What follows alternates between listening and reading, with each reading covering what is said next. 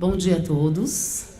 Sejam bem-vindos ao 10º Congresso GIF, que começa hoje, começa agora. Sejam todos muito bem-vindos. Eu sou Camila Loy, assessora de relacionamento do GIF. Dou boas-vindas a vocês em nome de toda a equipe e faço a abertura oficial da mesa Alinhamento ao Negócio. Essa mesa de alinhamento ao negócio, ela se propõe a ter como foco uma discussão dos benefícios que o alinhamento ao negócio traz para a empresa e para a comunidade, como essas trocas se dão, e serão apresentados alguns indicadores para vocês terem como parâmetro uma experiência que foi vivida por eles. Então, eu gostaria de apresentar a vocês... Vocês estão me ouvindo? Eu fico aqui aflita com esse microfone. Gostaria de apresentar a vocês aqui do Instituto Boticário, o Omar Rodrigues, a Thaís Machado, do Kairos Inteligência Social, o Francisco Azevedo, do Instituto CIA, Juliana Ortega, e do Rios Partner, a Cristel Schouten. Então, eles que vão tocar a mesa com a gente. Passo a palavra, então, para o Francisco, que vai iniciar com a apresentação do Kairos Inteligência Social, e depois da apresentação deles, abriremos para perguntas. Tá bom? Então, boa palestra a todos. Francisco. Bom dia a todos vocês. Para mim é um prazer estar aqui debatendo um tema que há muitos anos eu tenho procurado trabalhar. Tive a oportunidade de trabalhar em institutos e fundações que atuavam completamente descolado do negócio da empresa, e tive também a oportunidade de trabalhar em institutos e fundações que procuravam esse alinhamento, né? Então, pude vivenciar aí alguns prós e contras, né, desses modelos. Bom, então esse tema já há alguns anos vem sendo discutido. Então, eu fiz mais ou menos aí uma visão, né, minha da trajetória da ação social nas empresas. Antes, as empresas atuavam puramente, né, com a visão da filantropia e de uma forma muito assistencialista. E com a criação do GIF, então, cunhou-se o tema, em 95, investimento social privado. E, no primeiro momento, o que se buscava era discutir a eficácia do investimento social na sociedade. E, a partir de algum tempo para cá, a partir de 2014, mais ou menos, iniciou-se um debate, né, de como buscar o chamado valor compartilhado, né? Como o investimento social poderia beneficiar a sociedade, mas também trazer algum benefício para a empresa. Bom, e aí, esse é um estudo feito pela Ernst Young, que mostra, né, os riscos, né, de você, as tendências de você, hoje, do investimento social. Então, do campo, né, aproximar o investimento social ao negócio, você procura buscar sempre alinhar a estratégia do Instituto ou da Fundação com a empresa. Uma expectativa também de mensurar resultado, né? E uma valorização de projetos que envolvam a cadeia de valor das empresas. E, em relação ao ganho para a sociedade, o aumento do envolvimento, né, e alianças, né, com governos, procurando trabalhar em parceria, principalmente fazer o alinhamento a políticas públicas, né? Um trabalho colaborativo, né? Também com diversos atores da sociedade, e a busca do compartilhamento de responsabilidade, ou seja, os problemas sociais devem ser resolvidos de forma compartilhada, né? Preferencialmente envolvendo o setor privado, o terceiro setor, né? E também o terceiro setor e o governo, né? Então, aqui, também a Ernst Young, ela fez uma análise sobre riscos, né? Existem riscos, sim, de se aproximar do negócio, porque a lógica do mercado é uma lógica muito forte em cima de busca de resultados. Então, há que ter um equilíbrio. Por quê? Se não houver esse equilíbrio, corre o risco de o instituto ou a fundação, de alguma forma, ser utilizada única e exclusivamente com a finalidade de obter ganhos para a empresa, né? Agora, por outro lado, se não existe alinhamento nenhum, a empresa pode não ver sentido na existência daquele instituto ou daquela fundação. Por que eu estou financiando, bancando o instituto ou a fundação? Se eu já pago meus impostos, né? tenho toda a minha contribuição. Por que eu estou fazendo isso? Então, no momento que a empresa percebe que a existência de um instituto e de uma fundação agrega valor também a ela passa a valorizar mais aquele instituto, né? Isso permite até você conseguir mais recursos, mais apoio da empresa. Então é importante que haja, né, esse equilíbrio. Bom, e aí a gente entrou nessa questão, esse termo também recente, né, que é o chamado valor compartilhado, né? Então, o que é o valor compartilhado na ótica do investimento social privado, né? Então, é essa interação da empresa-comunidade, e a empresa promove a sustentabilidade do negócio e potencializa o desenvolvimento da comunidade. Então, é importante que se busque, né, esse equilíbrio entre a missão do Instituto, né, e o negócio. Então, é necessário que se respeite um ao outro. Isso é fundamental, porque senão acontece aquilo que eu estava dizendo, de a tendência do negócio incorporar o Instituto, né, e fazer com que o Instituto trabalhe para o próprio negócio, e não é essa a finalidade do Instituto, né? Ele tem toda uma missão, tem um trabalho todo voltado para o desenvolvimento social. Bom, e aí o que acontece nessa coisa de valor compartilhado? Existem algumas formas de se buscar esse alinhamento do investimento social ao negócio. É claro que para algumas empresas, dependendo da sua natureza, é mais fácil fazer um alinhamento diretamente ao produto ou ao processo de produção. Você trabalha diretamente com o seu foco, né, com o negócio em si. Mas em algumas empresas isto é mais difícil, né? Por exemplo, uma mineradora, uma produção de cimentos, uma coisa assim. Como é que eu vou alinhar o meu investimento ao negócio? E aí eu acho que existe uma possibilidade que é muito interessante, que está no modelo de se fazer investimento social. Esse eu acho que é a grande diferença para essas empresas. Por quê? O próprio modelo de se fazer investimento social, ele pode, por si só, contribuir com os dois lados, gerar valor para a sociedade e gerar valor também para o negócio. Então esse é um modelo utilizado na Intercement, o que acontece? Ali o Instituto Intercement está em vermelho, e aí foi criado o CDC, que é Comitê de Desenvolvimento Comunitário, formado por lideranças da comunidade que, em geral, atuam, né, no foco de atuação do Instituto. O cívico é Comitê de Incentivo ao Voluntariado e Interação com a Comunidade. É formado por pessoas da empresa. É um grupo de pessoas da empresa, profissionais da empresa, que atuam para fora, interagindo com o CDC, e para dentro, estimulando o voluntariado. Os GAIDs são grupos de ação ideal voluntário e tem um parceiro operador dos projetos. Então, este modelo, ele pretende envolver, né, os três setores. Envolver a empresa, porque no CDC ficam representantes do poder público local e da sociedade civil. Então, aí você tem a chamada intersetorialidade.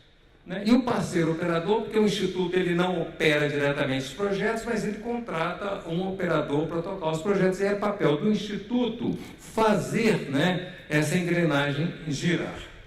Então, a gente procurou criar um mecanismo de tentar, no mínimo, evidenciar alguns valores, né, tanto para a empresa quanto para a comunidade, desse modelo. Então, foram os indicadores de geração de valor compartilhado. Então, esses indicadores eles foram desenvolvidos com base nesse modelo. E aí, para a sociedade, ele trabalha construção do público, geração de capital social, capital humano e capital institucional.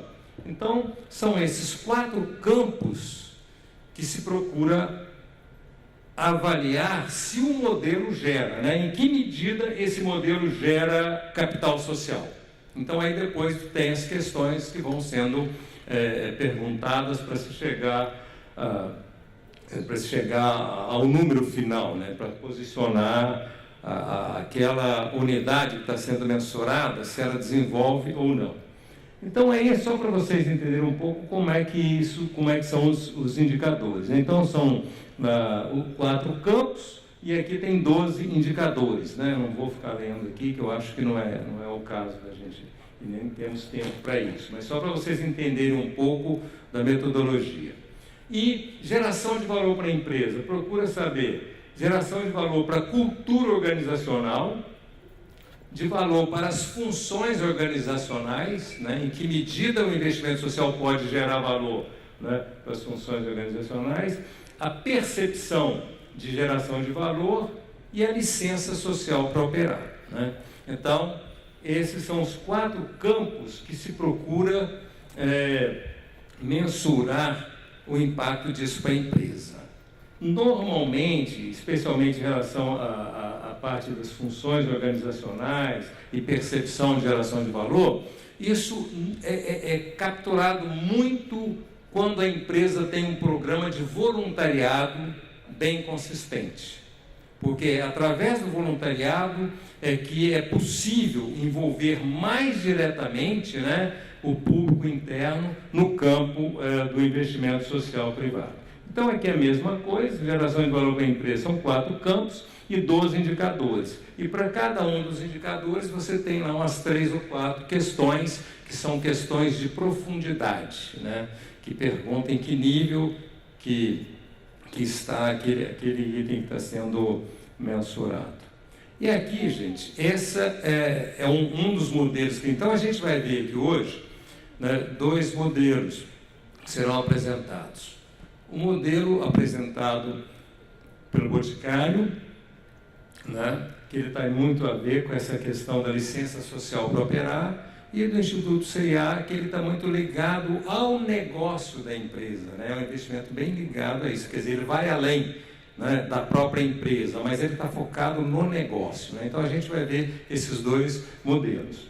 Então aqui a gente observa o que é licença social para operar. Licença social para operar, na verdade, não é uma coisa que é dada, ela é a sociedade onde está a empresa é que dá essa licença. Ou seja, é o nível, é o grau de aceitação da comunidade, né, pela presença daquela empresa. Então nós temos aí um campo neutro e aí depois à esquerda que a gente tem uma indiferença, quer dizer, tanto faz a empresa está aqui ou não muda muito, pode caminhar para uma rejeição e pode caminhar para hostilidade e conflito, né, que praticamente inviabiliza o funcionamento da empresa. Se chega nesse nível de hostilidade e conflito. Então, há de se cuidar para que isso não aconteça.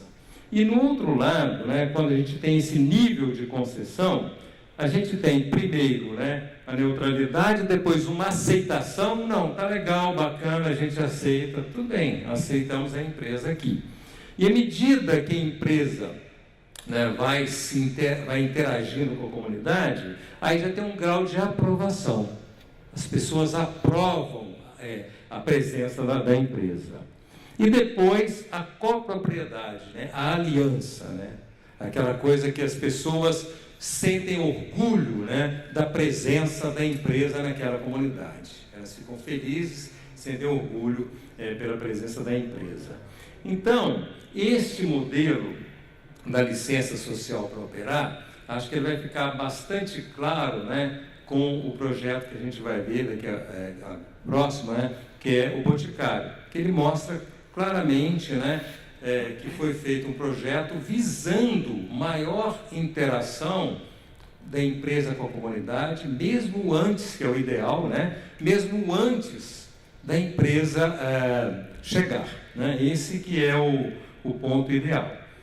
Bom, e aí, apenas só para vocês conhecerem em relação aos indicadores, né, geração de valor compartilhado, e depois no final gera alguns gráficos, né? Esse é um deles, que mostra por campo, né?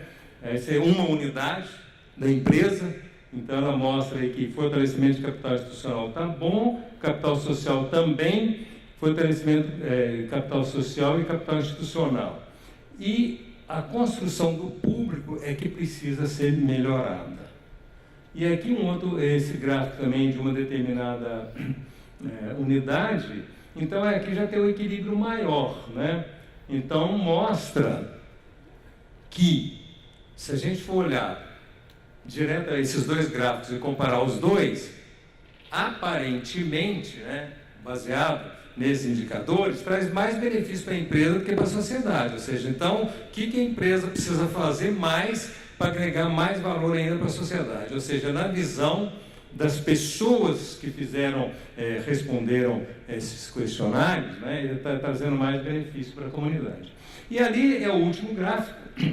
A gente tem 4 campos. Uma zona de baixa geração de valor, depois que não gera valor para ninguém, depois em cima, zona de geração de alto valor para a empresa, do outro lado, geração para a sociedade, e o ideal é em cima, né? que gera valor para ambos. E ali foram 8 unidades aplicaram esse questionário, e aí todas elas, né, se consideraram naquele quadrante. Então, esse é a minha apresentação. Eu gostaria de mostrar para vocês um pouco desses indicadores, e na hora do debate a gente tem possibilidade de esclarecer um pouco mais. Obrigado.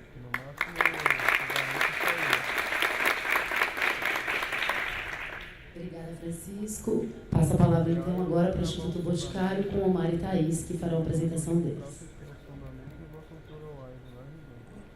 Bom dia. Vou explicar um pouco para vocês como foi o case da expansão do Grupo Boticário, né? Desde 2010, o Boticário se tornou um grupo, e esse grupo é formado hoje por 4 unidades de beleza: o Boticário, Eudora, Quem Disse Berenice e The Beauty Box. Além disso, também é mantenedor da Fundação Grupo Boticário e do Instituto Grupo Boticário, que a Thaís também em breve vai falar um pouco mais para vocês. Embora o grupo tenha uma atuação internacional, especialmente aí em países como Portugal e Colômbia, somos um grupo brasileiro, né? E essa beleza é feita e produzida aqui no Brasil, e acreditamos no potencial do nosso país. E hoje nós temos uma fábrica, né, em São José dos Pinhais, que é a primeira fábrica do grupo, né, no estado do Paraná. É uma fábrica em Camaçari, 2 centros de distribuição, um em Registro, aqui no Vale do Ribeiro, no estado de São Paulo, e um em São Gonçalo dos Campos, na região de Feira de Santana, na Bahia. Além disso, a gente possui escritórios administrativos em Curitiba e em São Paulo. No meu case, eu vou falar mais especificamente da nossa chegada na Bahia, que veio a partir, né, da consolidação do grupo em 2010, e em 2014 nós chegamos na Bahia e fizemos essa expansão, entendendo, né, que é uma localização estratégica. Para o grupo era muito importante ter essa proximidade com o mercado, né, do Nordeste e da região Norte do país, favorecendo a questão de logística, de agilidade e no cumprimento dos prazos para a entrega dos nossos produtos, né, no escoamento, pensando que o Brasil é um país continental, então favorece bastante ter uma fábrica na região do Nordeste. Nós temos aí um centro de distribuição, que hoje ele tem uma capacidade, que ficou cortado, de 120 mil posições pallet por hora, então a gente consegue expedir 120 mil produtos por hora, e uma fábrica em Camaçari, que desde a sua criação já fabricou mais de 200 milhões de produtos. Os investimentos, né, na Bahia foram da ordem aí de 535 milhões de reais, e nós hoje temos, né, empregados na Bahia aí, 750 pessoas, entre a fábrica e o centro de distribuição. Outro motivo de orgulho, né, que nós temos no grupo é que a nossa fábrica na Bahia, em Camaçari, é a primeira fábrica do Brasil do setor de cosméticos com o selo da certificação LEED, que é uma certificação internacional que reconhece as práticas de construção e sustentabilidade. E esse selo, né, que também temos no centro de distribuição em São Gonçalo dos Campos, além de olhar as questões aí ambientais como energia, refrigeração, olha também toda a relação com a comunidade local. Então, a escolha do terreno, a questão de onde que essa fábrica está instalada, as distâncias, né, para centro da região, da localidade, localizações de pontos de ônibus, por exemplo, e toda a interação que ela tem com os fornecedores locais. Mais especificamente, quando optamos, né, chegar na Bahia, a gente entendeu um pouco do mercado local. Então, a região de Camaçari é uma região predominantemente, né, de mão de obra metalmecânica, elétrica, indústrias petroquímicas, e a chegada de uma indústria de beleza torna a configuração um pouco diferente no momento que a gente avalia aquela região. E o Grupo Boticário, como vocês devem imaginar, tem uma alma feminina, né? Nós somos uma empresa hoje com uma veia, né, de uma vocação para o empoderamento da mulher muito forte. Então, como que a gente concilia as nossas crenças, os nossos valores com as características daquela região onde a gente estava escolhendo se instalar? Então, em 2013, né, entre 2013 e 2015, nós fizemos aí um programa de formação em boas práticas de fabricação, logística, operação de empilhadeiras e também empreendedorismo e marketing voltado para as mulheres. Então, 72% desses capacitados foram mulheres, que é uma forma da gente contribuir para o desenvolvimento da região, para a formação dessas mulheres naquele mercado de trabalho, mas também que a gente poderia aproveitar na contratação, tanto na nossa fábrica quanto no centro de distribuição.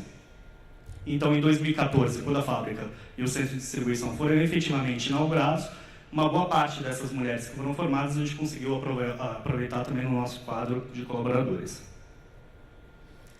Mas o compromisso que nós temos, né, com a região é um compromisso de longo prazo. Não é só na formação pontual, né, dessas mulheres, dessas pessoas naquele mercado de trabalho, mas como que a gente pode transformar a vida das pessoas alinhado com o propósito do Grupo Boticário de transformação. Então, identificamos uma outra oportunidade, né, junto com o Instituto Federal da Bahia, para a construção de um centro de formação em estética no campus de Camaçari. Então, o campus de Camaçari ele possui outros cursos, né, de elétrica, eletrotécnica, mecânica, e um curso agora voltado para a área de estética, formando aí manicures, maquiadoras e cabeleireiros. Esse compromisso de longo prazo ele foi da ordem de mais de R$2.250.000. E ele teve, né, nesse prédio, são 500 metros quadrados de área construída. Nós temos um laboratório de estética capilar e maquiagem, um laboratório de estética multiuso, um salão de beleza para atendimento à comunidade. Então, na medida que essas mulheres se formam, elas também prestam esse serviço aí para a comunidade por meio desse salão de beleza. Laboratório de informática e salas de aula padrão também. Identificamos que há um déficit em disciplinas básicas e como que a gente pode também formar essas mulheres para elas estarem bem formadas, não só na área de estética, mas em conteúdos mais básicos. Um auditório, né, e aí toda uma estrutura básica para a manutenção das aulas. Essa parceria, né, do Grupo Boticário envolveu aí o IFBA, né, fornecendo a grade curricular, a docência e a manutenção do prédio, e com o BNDES, que foi a instituição financiadora de todo esse projeto nosso de chegada na Bahia, e também trouxemos o BNDES como parceiro nesse projeto. A nossa participação no grupo foi a construção mesmo do prédio, né? Então, precisamos vestir aí um capacete e ser engenheiro civil mesmo para construir esse prédio e colocar ele de pé, mas também equipar ele dentro. Não só entregar o prédio montado, mas tudo que envolve a área de beleza, as cadeiras de maquiagem, os equipamentos, as marcas, tudo isso também foi fornecido pelo Grupo Boticário, fornecendo aí um curso de qualidade para essas meninas. E aí, mais de 400 alunas foram formadas, estão sendo formadas anualmente, na área de cabelos, maquiagem, manicure e pedicure, com uma carga horária bastante robusta. Então, são cursos aí de, no mínimo, 2 meses de duração, para cada uma dessas disciplinas, chegando aí a alguns cursos a 7 meses de duração.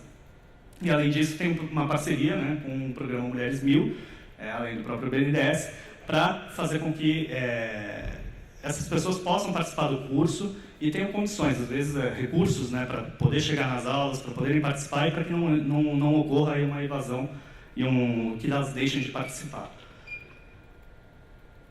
E aí agora, para a Thaís falar um pouco das ações do Instituto. Bom dia a todos. Eu vou falar um pouquinho agora, na verdade, das ações complementares que a gente fez como Grupo Boticário, também como Instituto Grupo Boticário, de tudo isso que agora o Mário explicou um pouquinho para vocês. A gente tem ali dentro do Instituto Grupo Boticário esse olhar muito com esse foco de cultura, com esse olhar mais social.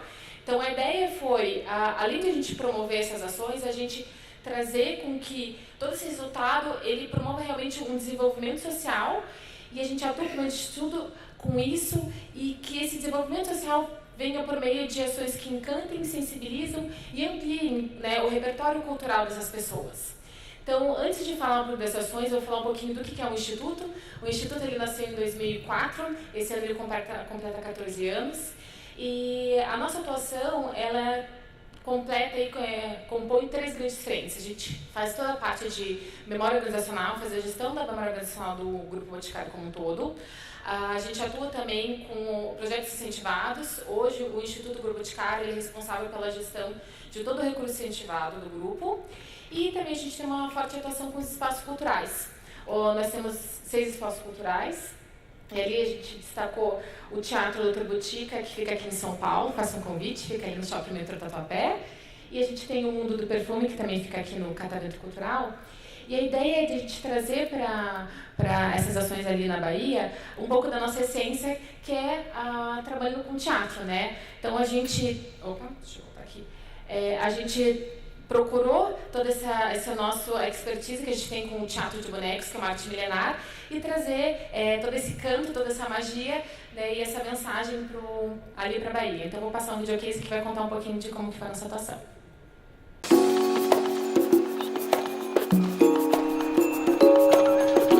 O Grupo Boticário, em 2014, irá inaugurar na Bahia uma nova fábrica no município de Camaçari e um centro de distribuição em São Gonçalo dos Campos.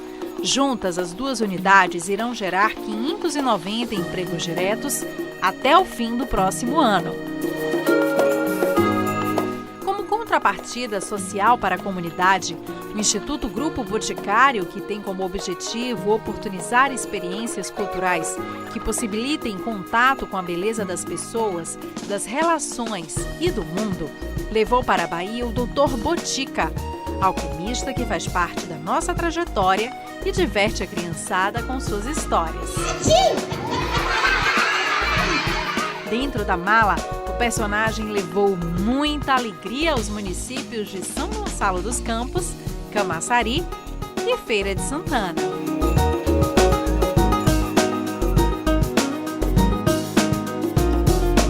Por acreditar que a arte e a cultura podem ser grandes aliados da educação, o Instituto Grupo Boticário realizou oficinas para professores da rede pública de ensino e apresentações teatrais para o público infantil, usando a linguagem lúdica do teatro de bonecos e de sombras. O Instituto Grupo Boticário levou para conduzir as apresentações e oficinas a companhia Giramundo. Eles encenaram o espetáculo Aprendiz de Botiqueiro, que estimula o cuidado com o meio ambiente e a preservação dos recursos naturais, além de incentivar o aproveitamento e a reciclagem do lixo.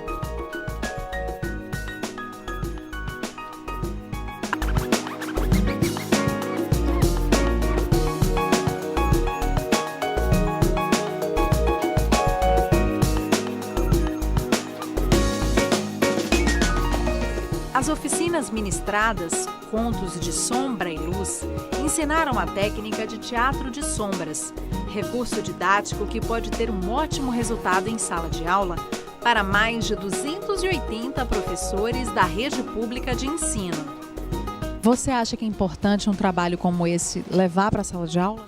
Eu acho muito importante porque trabalha com a socialização, né? A criatividade e a interação da turma com esse trabalho seria perfeito. Uma coisa nova, uma coisa que vai motivar as crianças. As crianças gostam do novo. A gente tem um conhecimento que pode ser compartilhado com os professores, no caso aqui da região, para levar uma técnica do teatro de bonecos para dentro de sala de aula como trabalho de suporte para contar histórias, para ensinar matérias, para ter uma nova ferramenta de ensino para o professor que se apoia numa coisa mais lúdica, numa diversão, num trabalho em grupo com as crianças. A escola precisa disso, precisa de um instrumento a mais, precisa da arte, precisa de um pouco de cultura. O município de São Gonçalo dos Campos foi o primeiro a receber a ação social do Boticário. Foram 2 dias de muita cultura e diversão. Mais de 440 estudantes assistiram aos espetáculos e 57 professores municipais participaram das oficinas.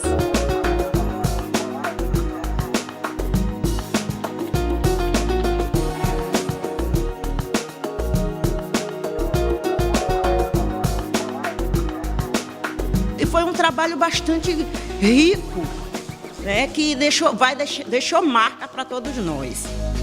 Na cidade de Camaçari, o Centro Cultural Cidade do Saber foi o parceiro que mobilizou adultos, jovens e crianças. 110 professores aprenderam como podem usar o teatro de sombras nas suas aulas e mais de 1.400 estudantes assistiram às apresentações. Eu adoro história! Cadê a história? Cadê a história? Eu não vou contar, não. Não? Não temos água! Temos que levá-la para tomar um pouco de ar fresco. Ar fresco! Vamos lá. Lá na praia.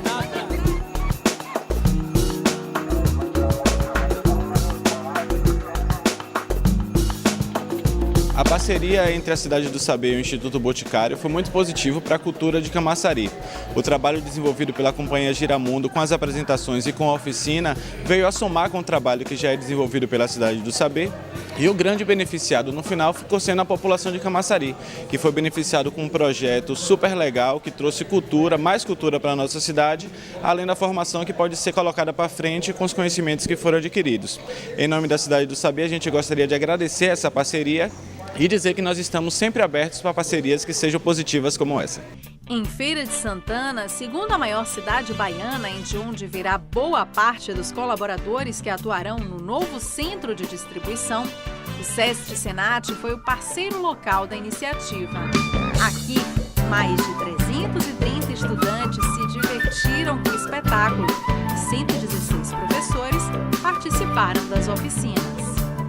É uma parceria 1000. Trazer oportunidade para crianças da escola pública que não têm esse acesso à cultura.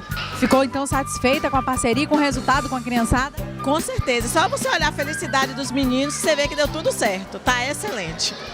Em todas as cidades, a peça O Aprendiz de Botiqueiro arrancou aplausos e muitos sorrisos do público.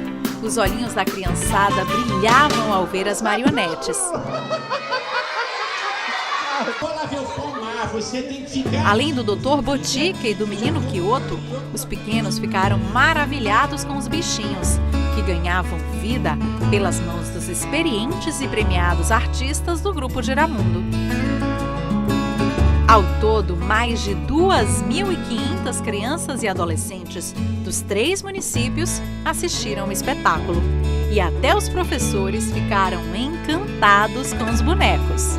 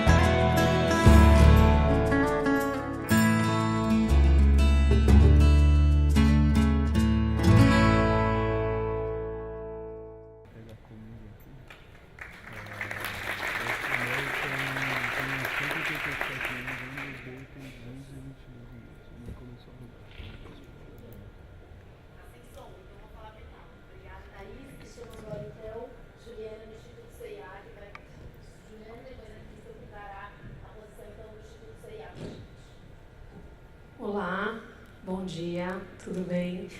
Então, eu sou Juliana, a gente vai fazer uma dobradinha também, eu e Crystal, porque a gente vai trazer um case de uma iniciativa que a gente acha super estratégica e que tem algumas pessoas aqui, inclusive na plateia, né? Estou vendo aqui a Amélia, que fazem parte também. Então, eu vou fazer uma introdução rápida, porque eu quero deixar mais tempo para a Crystal apresentar a iniciativa.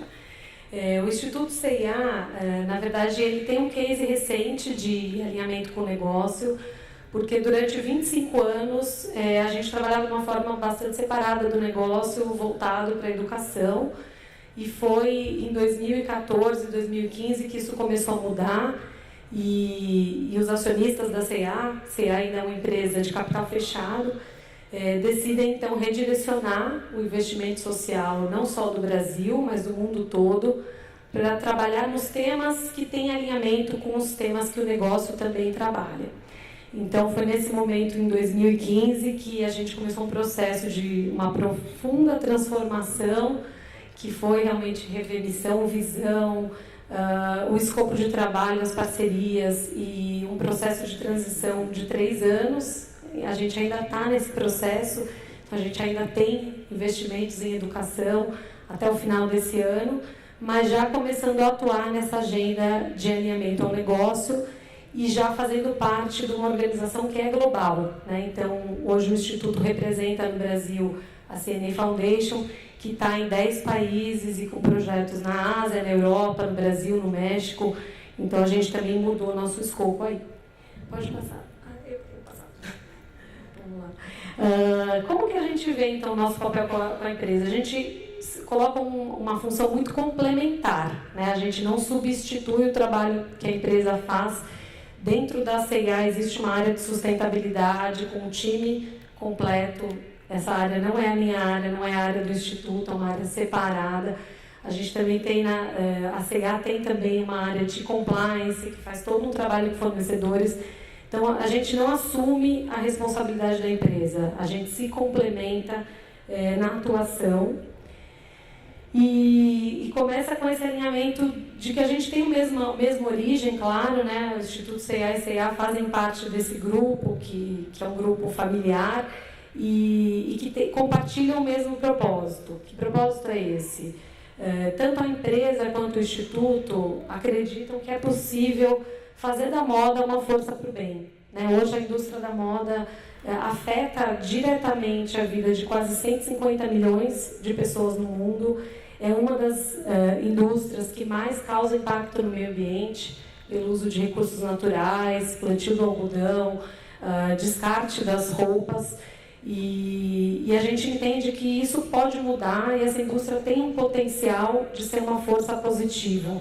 E sair desses rankings, né, de indústria que mais polui, trabalho escravo. Então, a gente vê que existe uma grande oportunidade da empresa e do Instituto atuarem juntos nessa agenda. Porém, a gente coloca uma fronteira aí, né, até onde a gente vai, até onde vai o trabalho da empresa.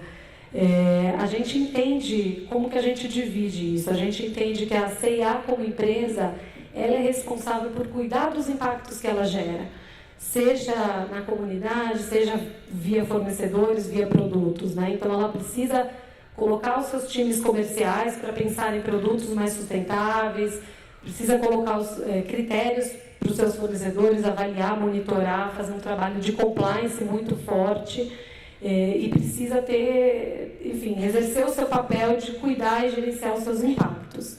O Instituto, ele nasce com uma proposta de ser um agente de transformação do setor e da indústria. Então, a gente fala que a gente complementa o que a empresa faz, né? A gente quer olhar que alavancas a gente consegue mudar no setor como um todo, que vão fazer com que o setor da moda seja mais sustentável, caminhe numa outra direção. E, obviamente, a CIA faz parte desse setor. ela tem benefícios, né? E ela também vai trabalhar melhor num setor que é mais sustentável e que tem esses impactos todos melhor, enfim, observados e uma indústria que seja mais respeitosa com as pessoas e com o meio ambiente. Então, dessa forma, a gente não se sobrepõe, a gente se complementa e a gente se alinha nos temas, né? Então, um exemplo rápido é, por exemplo, a questão do algodão. Cabe à empresa cuidar dos seus produtos e garantir que o algodão, que hoje é uma matéria-prima que causa bastante impacto, seja trocado por um algodão certificado e mais sustentável. Porém, cabe ao Instituto trabalhar com comunidades no Brasil e no mundo todo e com famílias de pequenos agricultores que vão encontrar caminhos de produzir esse algodão de uma forma mais sustentável. Um algodão que pode ou não vir parar nas roupas da C&A. Mas, por exemplo, o algodão é um tema que a gente compartilha. Como que a gente faz isso? A gente também não tem projetos próprios, então a gente trabalha sempre por meio de parceiros, a gente identifica organizações parceiras que compartilhem do mesmo propósito, que tenham um trabalho relevante nessa área, e a gente, então, dá apoio técnico e financeiro para que essas organizações desenvolvam os seus projetos. A gente também tem uma atuação bastante colaborativa, a gente entende que a colaboração é fundamental e a gente trabalha, então, não só com organizações sociais, mas inclusive com marcas, a C&A, claro, uma delas, mas outras marcas também. A gente tem projetos hoje com a Renner e Fundação Hering, que está aqui presente, com a Inditex. Então, a gente entende que todo o setor precisa estar mobilizado.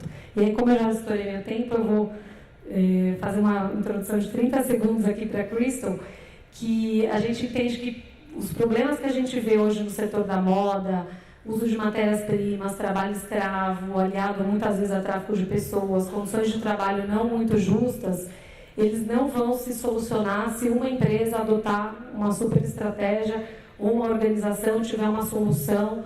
Não existe receita mágica, né? Não existe receita de bolo para problemas complexos. Então, a gente começou um trabalho setorial, que é o Laboratório Sustentável da Moda, e que eu vou chamar a Crystal para explicar, porque a Reels é a nossa parceira nessa iniciativa.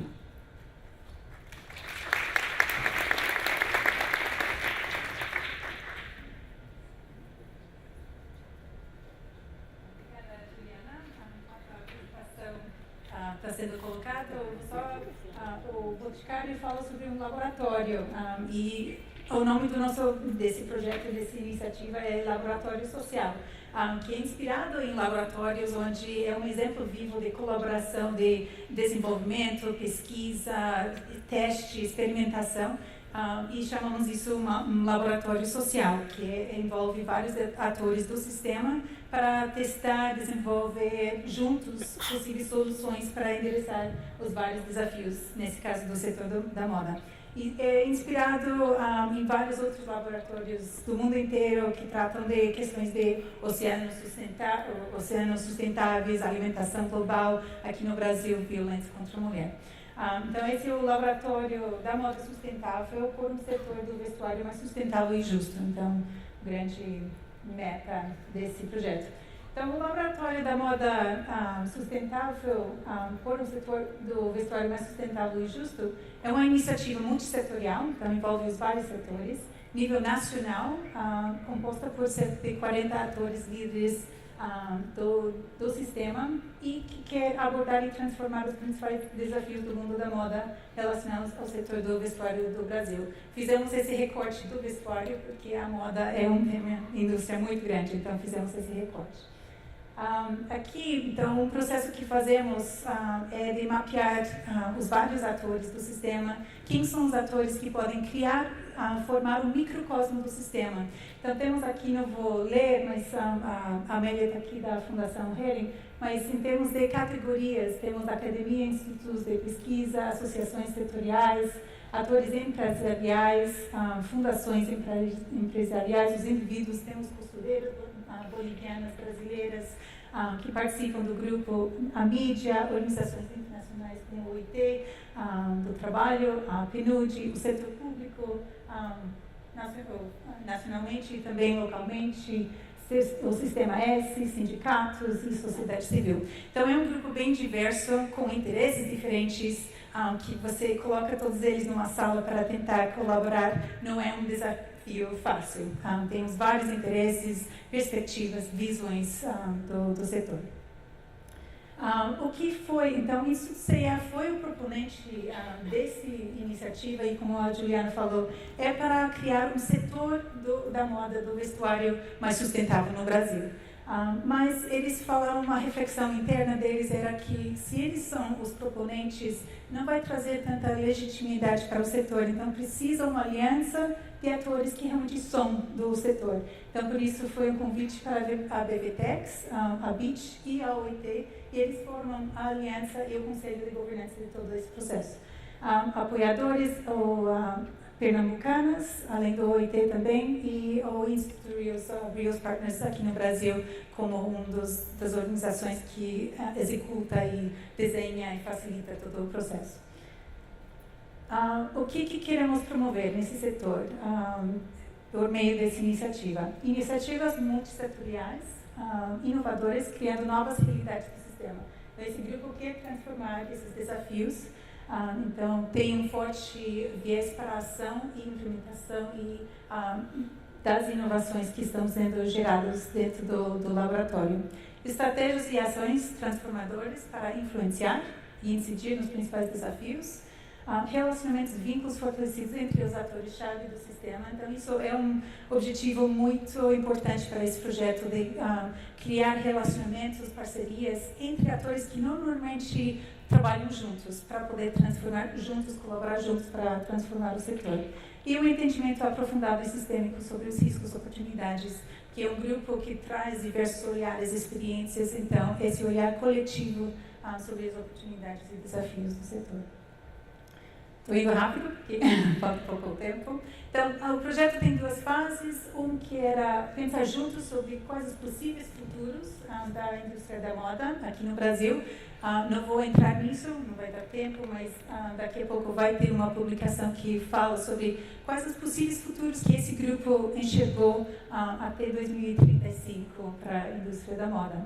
E a fase do laboratório, então, essa primeira fase foram 2 oficinas de 2 dias e meio, com 40 pessoas na sala, discutindo juntos quais os possíveis futuros que estamos enxergando.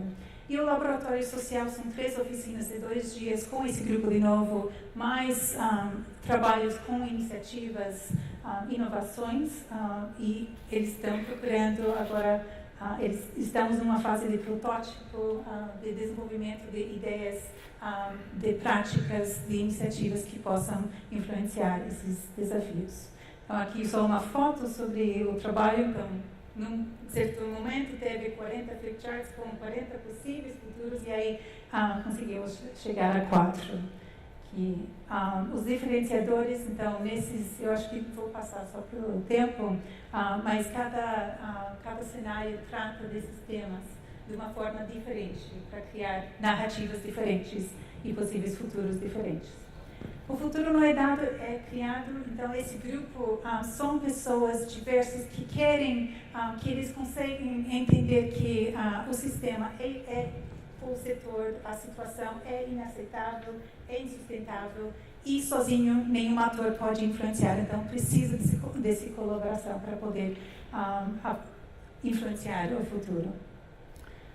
Teve no início do laboratório um mapeamento dos grandes desafios. Então, usamos, não vou entrar em detalhe, mas aqui mapeamos todos os grandes desafios que tem em termos de o que estamos enxergando, o que está acontecendo em termos de trabalho escravo, questões ambientais, consumo, o que são as estruturas por trás disso e os modelos mentais que existem olhando o setor da moda.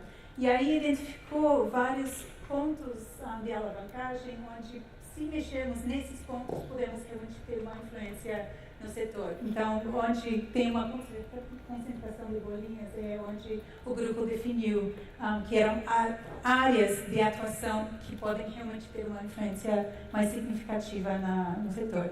Aqui estamos com 5 grupos, então, com base nesses grandes desafios, que estão tratando os desafios específicos que foram mapeados. Então, temos um grupo que trata da educação, formação, ciência e tecnologia. Então, a hipótese é que se tem um relacionamento mais forte entre os provedores de formação e um alinhamento, e as empresas, pequenas empresas que precisam, pode ter uma melhora no sistema. Em termos de cultura e consumo, se tem consumidores e mercado mais consciente, isso pode também ter uma transformação no sistema. Ciclo de vida de produto, então isso olha todos os impactos sociais, ambientais, especificamente ambientais do setor, então eles estão com uma iniciativa que vai endereçar esses desafios. Um outro grupo que está trabalhando todas as questões de trabalho escravo, desigualdades de gênero, de raça, informalidade. Então, tem uma iniciativa testando alguma hipótese nesse grupo, e um modelo de negócio e desequilíbrio entre as forças, entre os elos. Então, está tratando desse tema.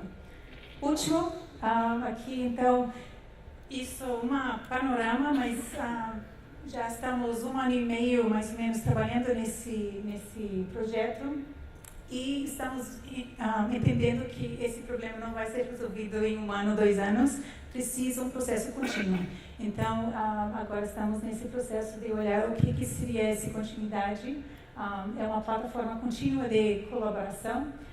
Ao longo desse ano, juntos, que essa equipe diversa de 40 atores, eles aprenderam a trabalhar de forma sistêmica, colaborativa e experimental, que nenhum tem uma resposta, mas temos que experimentar e testar para poder aprimorar e poder influenciar.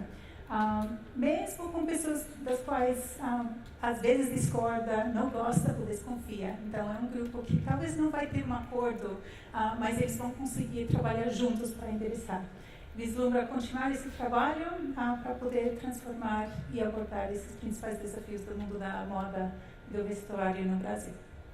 Então, é isso. Tentei sair mais rápido possível.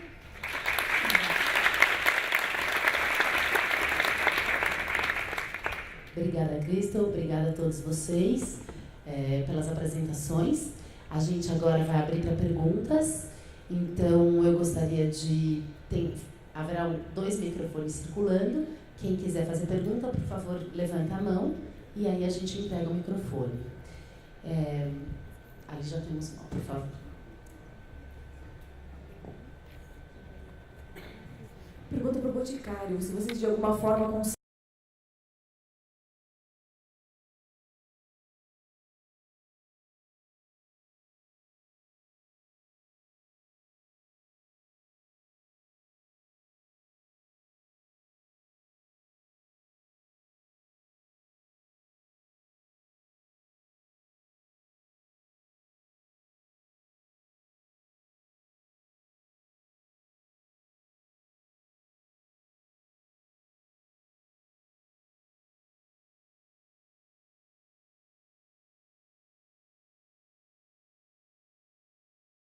A nossa atuação à comunidade, a nossa essência de negócio, que é o mercado de beleza, a gente entende que essas mulheres que se formam, passam pela formação em estética, em maquiagem, cabeleireiro, enfim, podem, se tornar potenciais consumidoras, na ponta da cadeia, representantes da nossa venda direta. A gente tem aí todo um canal que é na venda direta, que estimula a geração de renda, mas também a gente envolve o franqueado para capacitá-las também, para ter uma capacitação contínua. Então, na medida que a gente lança um novo produto na indústria, o franqueado ele recebe toda uma capacitação de como que esse produto funciona, de técnicas de venda, de qual que é a funcionalidade daquele produto. E aí essas formandas também são envolvidas nessa ação por meio do franqueado. Então, a gente faz uma ação de engajamento dessas mulheres para que elas conheçam o produto, mas que elas também continuem essa capacitação depois de formadas, entendendo melhor o produto ou novas funcionalidades que o mercado de beleza tem. Essa atuação também do Instituto e da Fundação Boticário, ela também conta muito com esse apoio do franqueado. No caso do Instituto, a gente tem diversas ações nos quais os franqueados são parceiros essa promoção, para essa difusão de ações culturais, e no caso dos teatros a gente teve bastante envolvimento deles, e do mundo do perfume também. E no caso da Fundação também existe essa ativação do franqueado. O franqueado até recebe uma news mensal da Fundação do Boticário, falando tudo o que está acontecendo. E a gente sempre procura ter esse alinhamento, porque tem o franqueado, ele também é um disseminador, ele é um agente de transformação na ponta. Então a gente precisa, né, muni-lo dessas informações, de o que a gente está fazendo, como que a gente atua, para que ele possa disseminar também. Oi. Obrigada primeiro, foi super legal. Eu sou a Alice Damasceno, sou da Fundação Cargill. Minha pergunta eu vou direcionar para o Boticário e para o Francisco. Quando a gente está naquele gráfico que o Francisco colocou da licença social para operação, em muitos casos você chega a determinadas localidades, não sei se foi o caso da Bahia de vocês, aonde sim você tem a sua agenda de intenção de desenvolvimento social, mas em muitos casos você chega numa situação onde você tem muito mais demandas para você. E chega lá um boticário, um Camargo Correia, e fala assim, bom, vamos solucionar aqui o meu problema de água, de esgoto, de escola, de tudo. Como que vocês têm lidado com isso? Como que vocês enxergam isso nesse contexto que eu acho que está bem em licença para operação mesmo? Realmente é uma questão delicada, né? Porque normalmente os institutos e fundações eles têm seus programas em geral, né? E às vezes a demanda da comunidade local é outra completamente, né? Que absolutamente não tem nada a ver às vezes com a atuação do instituto. Então, assim, eu acho que o mais importante, primeiro, por parte do Instituto, é fazer um diagnóstico sobre a situação da comunidade onde vai instalar alguma unidade, alguma obra, qualquer coisa que seja, para entender quais são as demandas, né, reais daquela comunidade. E depois desse diagnóstico, identificar o que é possível fazer dentro do escopo de atuação ou ainda que tenha que mudar alguma coisa, mas não dá para resolver todos os problemas. Então, a partir daí, o que precisa, eu acho, né, é um diálogo, é realmente esclarecer, né, para a comunidade local o que é o investimento social privado, que na verdade é o uso de recursos privados para fins de interesse público. Não está um instituto ali para substituir nenhuma política pública. O máximo que ele pode fazer é complementar alguma coisa que não existe. Mas então é preciso que haja diálogo. Então, para isso é importante criar um canal de comunicação, né? No caso daquele modelo que eu falei, foi criado o chamado CDC, Comitê de Desenvolvimento Comunitário, em cada localidade, onde ele é formado por lideranças da comunidade e do poder público. Então, ali é possível, né, esclarecer alguns pontos. Mas esse ponto que você tocou, ele é crucial. Ele é fundamental. Não dá para o Instituto chegar com uma coisa pronta, não, o nosso negócio é esse aqui, é esse que nós vamos fazer. Quer dizer, as chances de dar certo são menores. Se for uma demanda e interesse da comunidade, tudo bem, mas e se não for? Você vai botar aquilo, como diz, goela abaixo? Não, é isso que nós temos, é que nós vamos fazer. Se vocês quiserem bem, se não quiserem, amém. Não é assim, né? Então, realmente, é uma pergunta, é crucial esse posicionamento do Instituto em relação às demandas, né, da comunidade. Concordo plenamente, e aí acho que isso adiciona a questão de convergência, né? Acho que é importante a gente entender qual que é a necessidade daquela região, daquela localidade, e aí o diagnóstico faz toda a diferença e no momento que você chega, né, do ponto de vista de negócio, você está chegando com uma fábrica, com centro de distribuição, não é só um projeto, né? Toda uma mudança e uma transformação que vai existir naquela região. Mas como que você converge? É a necessidade do negócio, né, e a necessidade da sociedade e chega num denominador comum que de fato faça a transformação, que gere a transformação. E também no nosso exemplo aqui do IFBA, também não adiantaria a gente levantar um prédio e colocar um curso de estética. Esse não é o Grupo Boticário não é uma escola, não é uma formação. Então, envolver os parceiros locais, envolver quem tem essa expertise, quem tem esse domínio, aí a gente potencializa e faz a diferença mesmo no longo prazo, né? Não vira um projeto de 1, 2 anos, mas sim um projeto de continuidade, aí, de transformação, envolvendo todos os parceiros que têm e que convergem nesse denominador comum. Bom dia. Primeiramente, obrigado pelas apresentações. Sou o Thiago, da Estratégia Nacional de Educação Financeira. Minha pergunta é para o Instituto CIA. A gente tem um programa que é para mulheres de baixa renda, de educação financeira. Queria entender como que funciona mais o trabalho próximo às costureiras bolivianas, brasileiras que vocês trabalham.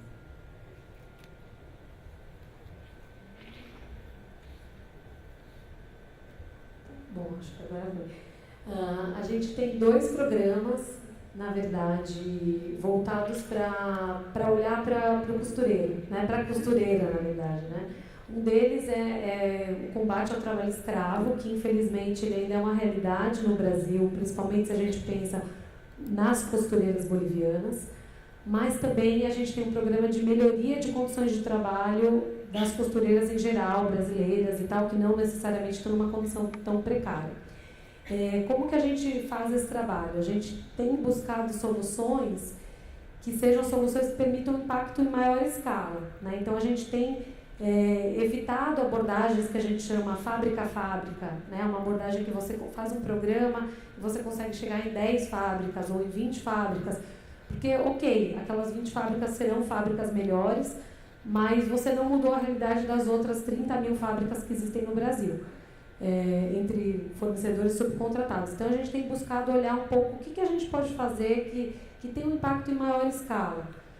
Então, por exemplo, no público de bolivianos, a gente tem entendido que, na verdade, é muito importante a gente trabalhar olhando para essa vulnerabilidade que faz uma pessoa ser colocada numa situação de extrema vulnerabilidade e ser aquela única saída que ela tem, né? Então, é muito mais entender, antes daquela pessoa chegar naquela situação, ou por que ela continua naquela situação, né? Então, existe um conjunto de vulnerabilidades, desde não falar a língua, estar no Brasil ilegalmente, ser ameaçada, não saber onde procurar serviços. Então, a gente tem investido nossos recursos em organizações que tratam da questão do imigrante, olhando desde a questão legal do imigrante, a sua chegada no Brasil, toda essa rede de proteção social, como aproximar esses imigrantes dos serviços públicos, como legalizar quem está aqui, como capacitá-los para que eles saibam que eles têm direitos e não são obrigados a aceitar qualquer situação, né? Então, a gente tem um trabalho forte de olhar para o imigrante, entender o que ele precisa, e é uma coisa que é muito legal poder fazer, porque certamente isso não é expertise da empresa, né? A empresa não teria condições de fazer isso, mas no Instituto, por ter uma equipe que tem esse background, tudo isso, de trabalhar com esses temas, a gente consegue ter esse olhar. E quando a gente pensa não no trabalho escravo, mas em condições gerais, a gente tem apostado em 2 grandes estratégias para melhorar questões de trabalho na costura. Uma delas é quais mecanismos podem aumentar a transparência dentro do setor. Hoje, cada um de nós aqui, se quiser saber onde realmente foi feita as suas roupas que vocês estão usando, vocês não saberão, porque não é uma cadeia transparente. É uma cadeia muito fragmentada, onde a roupa é costurada por um, passada para outro. Isso falta muito controle. Então, se a gente pensar em criar mecanismos que vão tornar essa indústria mais transparente, a gente entende que isso vai trazer um maior controle da cadeia e maior responsabilidade para todo mundo. Desde o varejista, que está lá na ponta, até o fornecedor, que muitas vezes repassou isso para 4 ou 5 ou 10 oficinas de costura. Então, a gente tem apoiado iniciativas como essa. Um exemplo é o Fashion Revolution Transparency Index, que é um índice de transparência que vai ser lançado no final desse ano, falando um pouco da importância disso, né? E a outra estratégia nossa é de empoderar o trabalhador. Então, quem são organizações hoje que têm desenvolvido mecanismos de dar voz a essa trabalhadora, né? Essa costureira não é ouvida. Então, como que ela pode ser ouvida e como que a voz dela pode chegar mais longe? Então, a gente tem apostado nessas 2 estratégias. Isso. Só complementando, uma das iniciativas no laboratório está tratando dessa questão, especialmente com o público das costureiras bolivianas. Eles estão testando como que eles podem melhorar essa situação, então envolvendo a Prefeitura de São Paulo, as costureiras, as oficinas, o IT internacionalmente, com várias práticas trazendo internacionalmente. Então eles estão testando como que eles podem melhorar essas condições para esse público.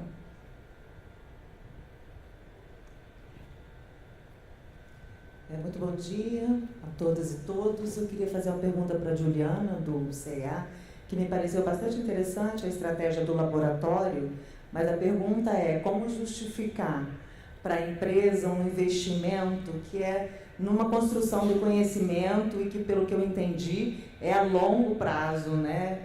Mas também tenho aqui uma intuição que isso pode ser também estratégico para vocês redefinirem programas que vocês pretendam desenvolver no próprio Instituto.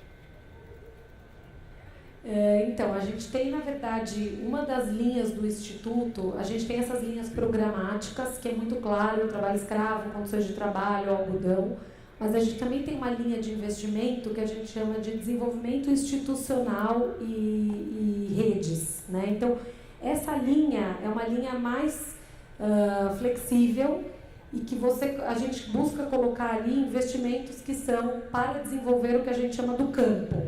Então, por exemplo, esse trabalho do Laboratório da Moda, ou, por exemplo, um projeto que a gente está agora com o PNUD para os Objetivos de Desenvolvimento Sustentável. Então, a gente tem alguns projetos que eles não são programáticos, mas que eles são importantes para desenvolver o campo. Então, acho que o primeiro ponto é que a gente conseguiu assegurar o orçamento para essas coisas, né?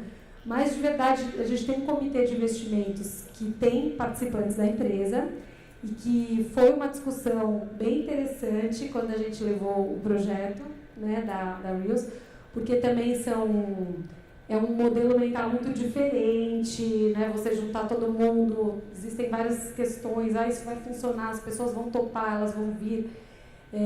Mas acho que a gente conversou muito do porquê fazer e que é isso, assim, se a gente está com uma ambição de transformar um setor ou de deixar uma contribuição para um setor, a gente lá sentado no Instituto sozinho não vai conseguir fazer. E eu achei interessante que teve um dos membros do comitê que ele falou uma frase que foi muito legal. Ele falou, gente, eu acho que a gente tem que fazer, tem que apoiar, e sabendo que é um projeto que a gente sabe como começa, mas não sabe como termina. Porque nós não podemos impor uma agenda para 35 participantes. Né? Então, desses 5 projetos, tem alguns que claramente têm a ver com a nossa estratégia e tem outros que não.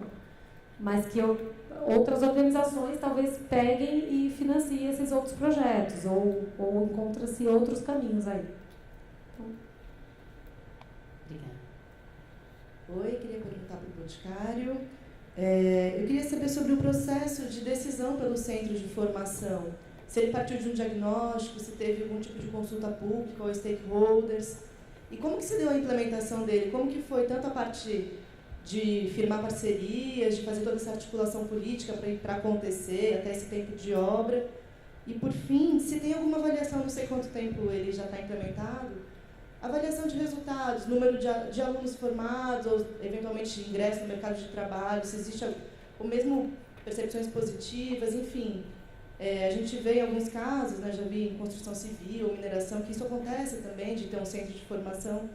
Às vezes se esgota o número de alunos pelo tamanho do município, às vezes não tem aluno que vem de outro município. Queria saber se vocês têm um pouco a contar sobre isso. Obrigada.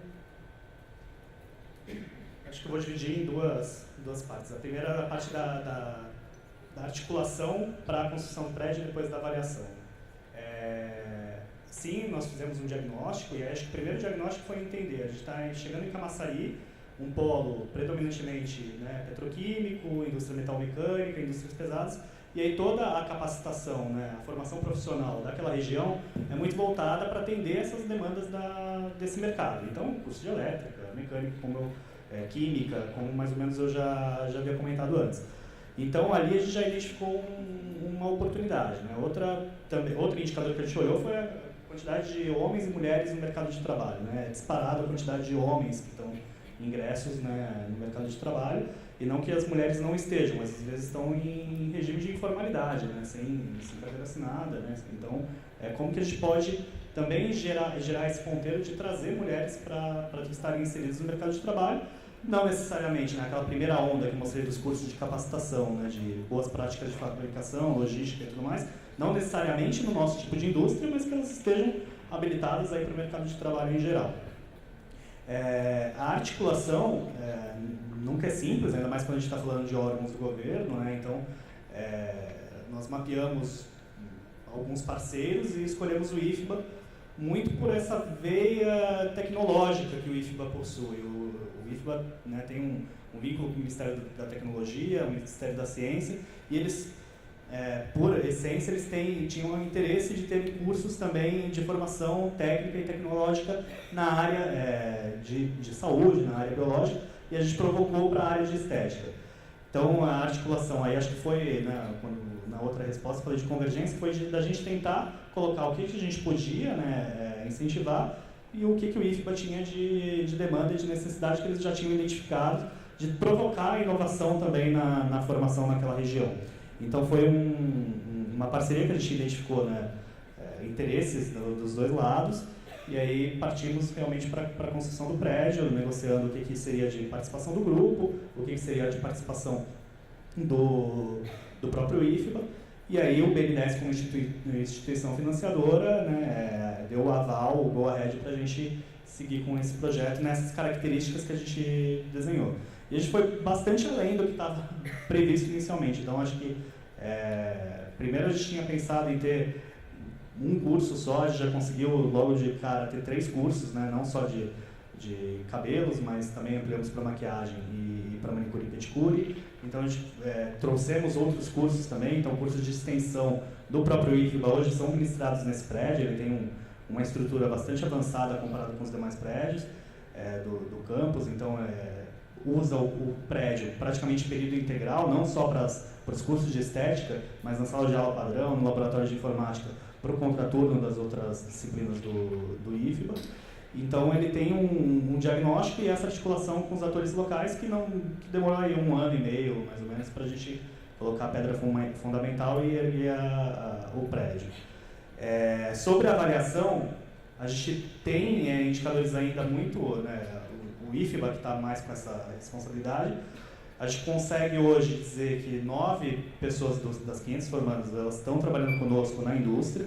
Não é o foco, né? O curso não é uma formação para trabalhar na indústria, mas sim para trabalhar na área de beleza em geral. E aí, nesse sentido, a gente perde um pouco de controle, porque a gente tem, uma pena que o tempo é curto, a gente não conseguiu trazer para vocês, mas a gente tem alguns depoimentos de mulheres que montaram seu salão de beleza, né? E aí elas colocaram ou na sua própria casa, ali conseguiram montar um salão. Tem mulheres que agora estão trabalhando focado em noivas, então achei super bacana.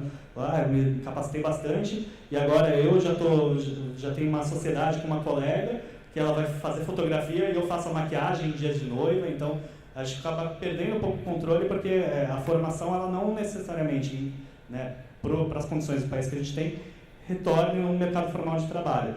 Mas a gente tem planos para a gente medir aí, pelo menos uma vez ao ano, em algumas das turmas, mesmo que seja por amostragem, sem ter um indicador, né, tão preciso, porque a gente acaba tendo contato com muita gente, mas de saber qual que é a inserção no mercado de trabalho. Agora, na formatura, e aí é por inferência mesmo, não tem, a autoestima das mulheres se transforma. Então ali a gente já vê um resultado que não é tangível, mas a gente vê o quanto que de fato faz a transformação delas saberem, né, se maquiar, saberem maquiar as outras, saberem que isso pode realmente mudar a vida delas e ainda, né, um potencial de geração de renda aí mais para frente. Obrigada. Eu queria só para ter uma ideia, quantas perguntas ainda? Quem gostaria de fazer pergunta? Temos 1, 2. Então, a gente está com o tempo curto, faltam 5 minutos para acabarmos, então a gente vai abrir para mais 2 perguntas, tá? E depois, quando a gente terminar, estaremos aqui à disposição se alguém quiser continuar e chegar para as pessoas para falar diretamente. Então, por favor, quem era? Bom dia, Júlio Kozak, do Grupo Marista, da República de Curitiba. Para Juliana e para Cristo. Sobre o laboratório social sustentável, como que é a mecânica? Como que vocês... É sempre a CIA que puxa esse laboratório, esses encontros? Os grupos de trabalho sempre são os mesmos? Eu queria entender um pouquinho como que é a mecânica do laboratório. Até porque vocês têm outros institutos, inclusive concorrentes, né, entre aspas. Então, eu queria entender um pouco.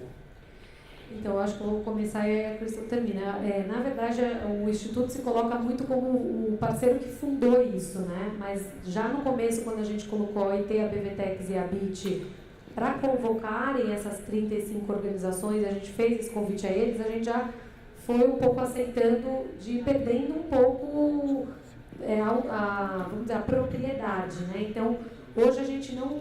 É um projeto que ele é financiado pelo Instituto CIA, mas eu vejo hoje que é muito mais um projeto de todas as 35 organizações que estão lá e capitaneado aí pelas entidades setoriais, né, que é a BIT e a BVTEX, e também a OIT, por ter um viés forte aí de trabalho. Inclusive, agora, para a continuidade do laboratório, o nosso desejo é criar um fundo de investimentos. O Instituto vai aportar para esse fundo, mas também fazer um convite para outras organizações, sejam elas empresas, institutos, organizações Sistema S, enfim. É aberto agora para um cofinanciamento de quem quiser, inclusive se alguém que não está no grupo também achar a iniciativa interessante. Então, um pouco, no primeiro momento a gente colocou o fogo ali para acender, mas a gente quer que seja cada vez mais um projeto do grupo. E aí eu acho que você podia falar dos participantes e... Sim.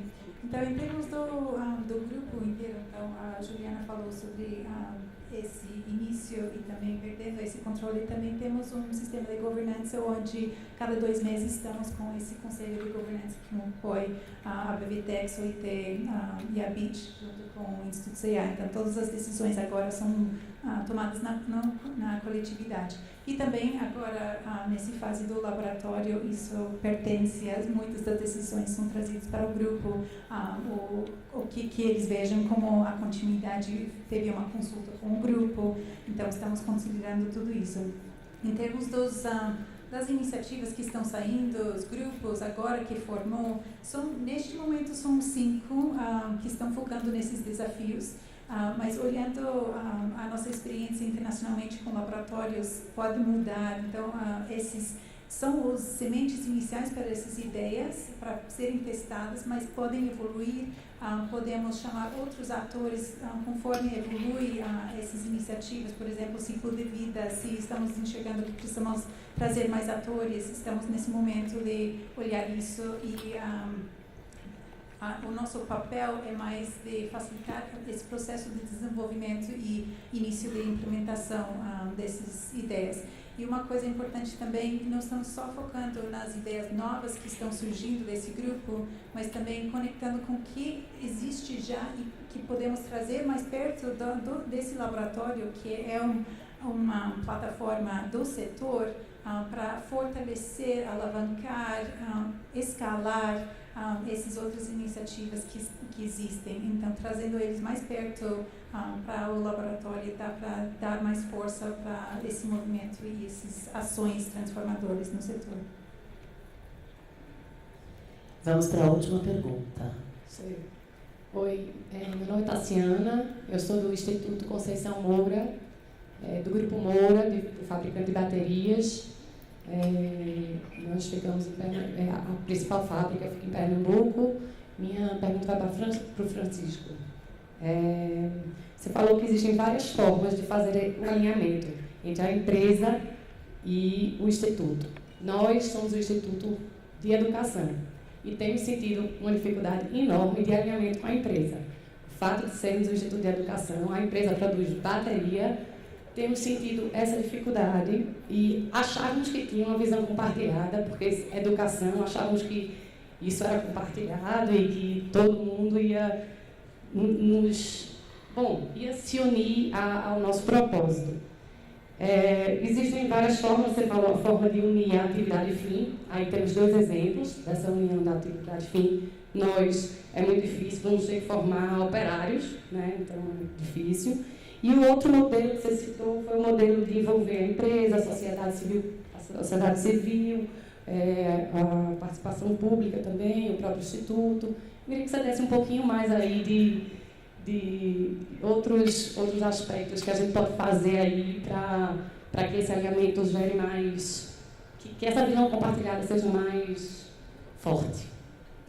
Bom, eu acho que a primeira coisa que precisa acontecer é ter um envolvimento direto da gestão da empresa no Instituto. Isso é fundamental.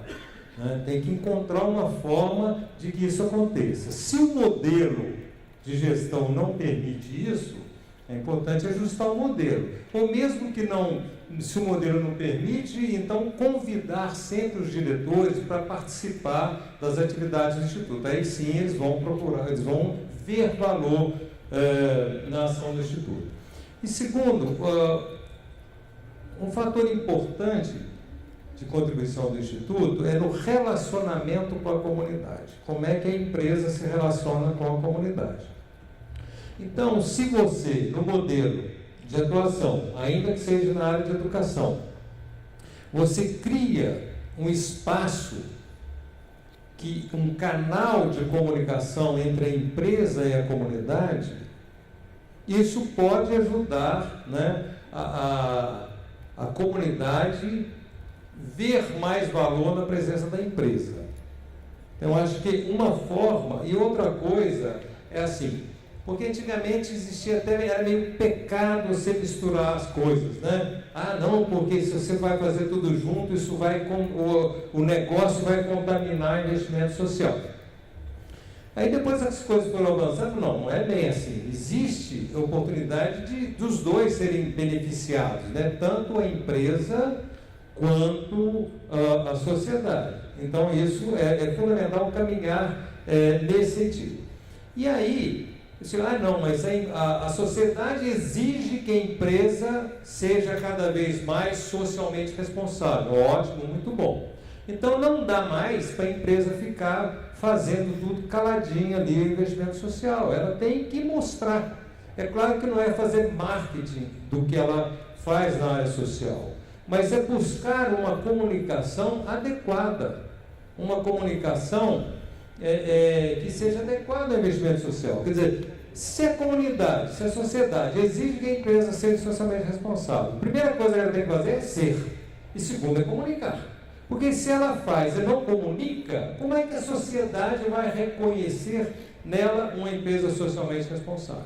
Então, acho que talvez, né, no caso de vocês, trabalhar um pouco a questão da comunicação, isso pode contribuir bastante, né, com essa questão do alinhamento. Né? Mas é claro que é um caso que precisa estudar melhor e ver. Agora, o Instituto IPCME, ele viabilizou a publicação de um livro sobre investimento social, e esse livro, ele fala aqui um pouco sobre a evolução do investimento social no Brasil, o desafio, né, do alinhamento do investimento social ao negócio. Tem uma base grande aqui da consultoria Ernest Young, que fez investimento nisso, empresas como indutoras do investimento social.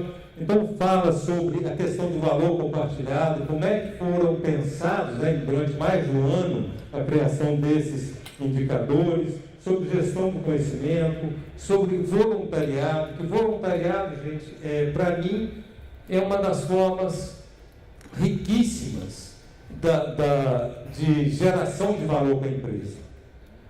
Principalmente em relação ao público interno. É claro que aí você envolve os familiares e tudo mais, então isso ajuda demais na geração de valor.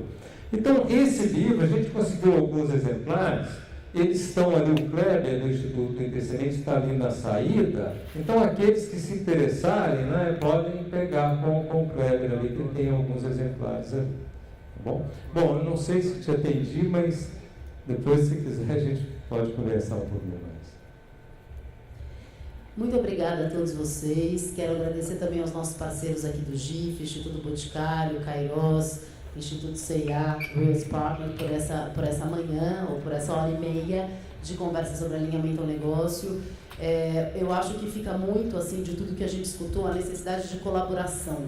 a necessidade de cocriação que a gente tem, não só nos projetos aqui ouvidos, né, no Alimento ao Negócio, mas em toda a sociedade, em todo mundo que a gente vive hoje, a necessidade da gente realmente olhar para essa questão de colaboração, de cocriação e de interesses diversos que podem servir para um propósito maior. Então, agradeço muito a explanação de todos vocês. Quero convidá-los a todos para ir para o primeiro andar. A gente tem um coffee break agora das 10h30 às 11h. E às 11h a gente continua com com as salas todas, né, de programação aberta. Depois teremos o almoço e a abertura oficial do Congresso. Então, obrigada a todos e nos vemos lá embaixo no foyer para o coffee break.